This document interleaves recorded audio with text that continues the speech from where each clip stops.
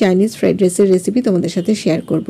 কড়াইতে সাদা তেল গরম করে নিয়ে এর মধ্যে দিয়ে দেবে রসুন কুচি আর চিলি ফ্লেক্স।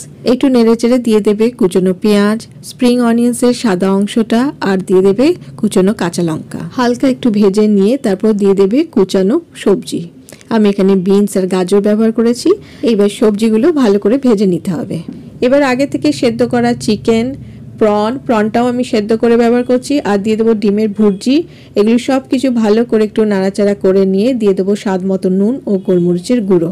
সাধারণত চাইনিজ রান্নায় আজিনামোটো ব্যবহার করা হয়, তবে আমি কিন্তু আজিনামোটো ব্যবহার করছি না। 3 থেকে 4 মিনিট হাই ফ্লেমে নাড়াচাড়া করে নিয়ে এবার আগের থেকে ঠান্ডা করে রাখা ভাতটা দিয়ে এর মধ্যে দিয়ে দিলাম স্বাদ মতো নুন, গোলমরিচের গুঁড়ো, অল্প একটু ভিনিগার, আর ওপর থেকে ছড়িয়ে দিলাম স্প্রিং অনিয়ন্সের সবুজ অংশটা। এবার একটু নেড়ে চেড়ে নিয়ে এর মধ্যে দিয়ে দেবো অল্প একটু সয়া সস।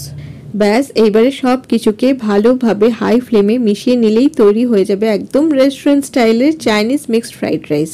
এইবারে এই মিক্সড ফ্রাইড রাইসটা চিলি চিকেনের সাথে পরিবেশন করে আমাকে জানিও কেমন লাগলো তোমাদের রেসিপিটা।